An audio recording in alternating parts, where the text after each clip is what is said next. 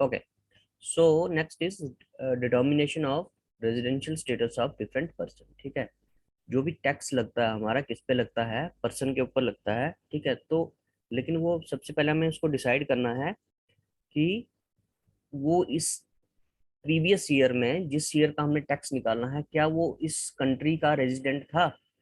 ठीक है, देखो नेशनैलिटी और residential status for income tax purpose, ये दोनों में डिफरेंस है। ठीक है, अब एक बंदा अमेरिकन हो सकता है, ठीक है, अमेरिका का बंदा है, लेकिन वो बिजनेस कहाँ पर कर रहा है, इंडिया में कर रहा है।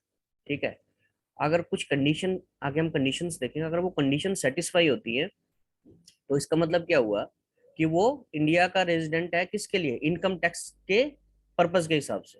ठीक है, और एक इंडियन जो है वो नॉन रेजिडेंट हो सकता है। ठीक है, वो नॉन रेजिडेंट हो सकता है अगर कुछ कंडीशंस हैं वो उनमें फॉल करता है, नहीं फॉल करता सपोज करो। ठीक है, ठीक है, तो हमने उसमें देखना ये है कि प्रीवियस ईयर में जिस ईयर में उसने इनकम अर्न की है, तो हमने उसको चेक करना है कि क्या वो यहाँ का नागरिक था, रेजिडेंट था या नहीं था, इनकम टैक्स पर्पस के हिसाब से। ठीक है, इसमें नेशनैलिटी का कोई भी रोल नहीं है।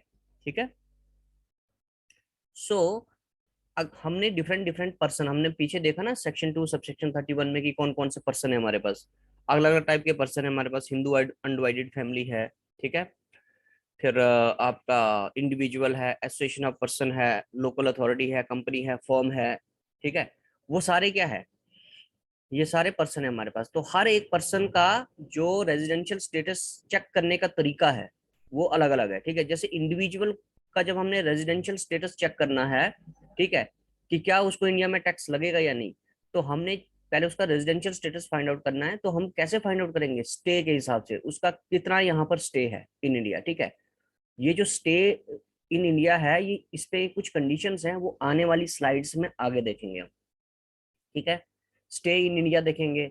फिर वैसे ही हिंदू अनडिवाइडेड फैमिली है, जब हमने इसका चेक करना है तो हमने क्या फाइंड आउट करना, control and management of affair and place of incorporation. Means management कहाँ पर है किसका, हिंदू अनडिवाइडेड फैमिली का जो बिजनेस है उनका कंट्रोल और मैनेजमेंट कहाँ पर है, और प्लेस ऑफ इनकॉर्पोरेशन कहाँ, मीन्स कंपनी रजिस्टर कहाँ पर है। ठीक है, बिजनेस रजिस्टर कहाँ पर है। वैसे ही फर्म का कैसे निकालना, control and management of affair, company का place of effective management and place of incorporation. ठीक है, इसका भी हमने कैसे फाइंड आउट करना है कि इफेक्टिव मैनेजमेंट कहाँ से हो रहा है, और प्लेस ऑफ इनकॉर्पोरेशन कहाँ पर है, मीन्स रजिस्टर्ड कहाँ पर है कंपनी। वैसे ही association of person and body of individual, control and management of affair, local authority, control and management of affair, other person का control and management of affairs. ठीक है, सो हर एक पर्सन का जो हमने क्या निकालना है, रेजिडेंशियल स्टेटस निकालना है, वो इस बेसिस पे निकालना है। ठीक है, इन बेसिस पे निकालना है। ठीक है, सो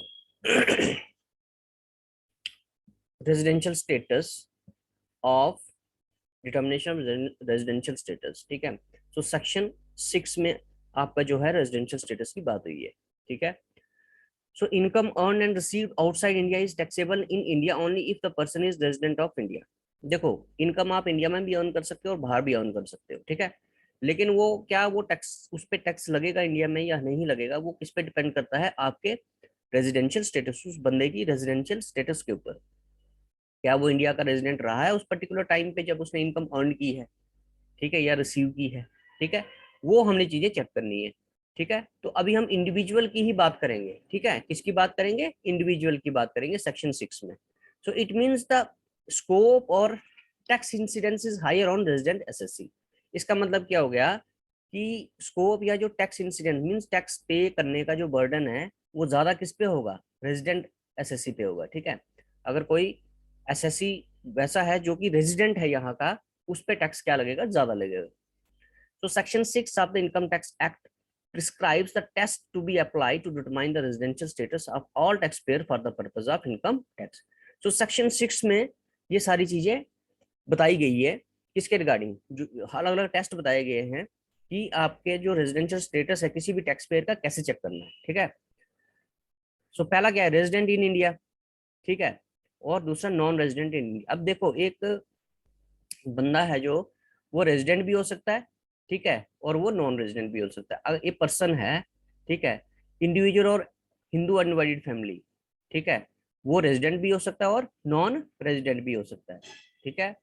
और अगर वो रेजिडेंट है तो रेजिडेंट के आगे भी दो कंडीशंस हैं, क्या वो ऑर्डिनरी रेजिडेंट है या फिर नॉट ऑर्डिनरी रेजिडेंट है, ठीक है। वैसे ही अदर कंपनीज हैं, ठीक है, कंपनी है, फर्म है, बॉडी ऑफ इंडिविजुअल है, एसोसिएशन ऑफ पर्सन है, उनमें या तो रेजिडेंट होगा या फिर नॉन रेजिडेंट होगा, इसमें दो ही कंडीशन है, या तो रेजिडेंट होगा या फिर नॉन रेजिडेंट होगा। लेकिन इंडिविजुअल और एचयूएफ में एक रेजिडेंट होगा, दूसरा नॉन रेजिडेंट होगा। अगर वो रेजिडेंट है तो फिर से हमने उसको चेक करना है आगे, क्या वो ऑर्डिनरी रेजिडेंट है या फिर नॉट ऑर्डिनरी रेजिडेंट है, नॉट ऑर्डिनरी रेजिडेंट है, ठीक है। आने वाली स्लाइड्स में हम ये चेक करेंगे चीजें, वही मैंने ये चीज यहाँ पर लिखी है, resident in India, resident and not and ordinary resident in India, या तो रेजिडेंट होगा या फिर नॉट ऑर्डिनरी रेजिडेंट होगा या फिर नॉन रेजिडेंट होगा, दैट्स इट, ठीक है।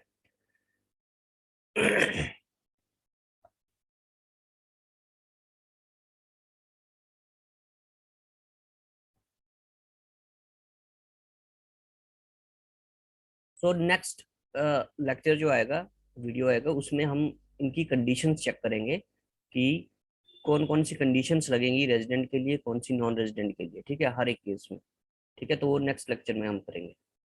Thank you.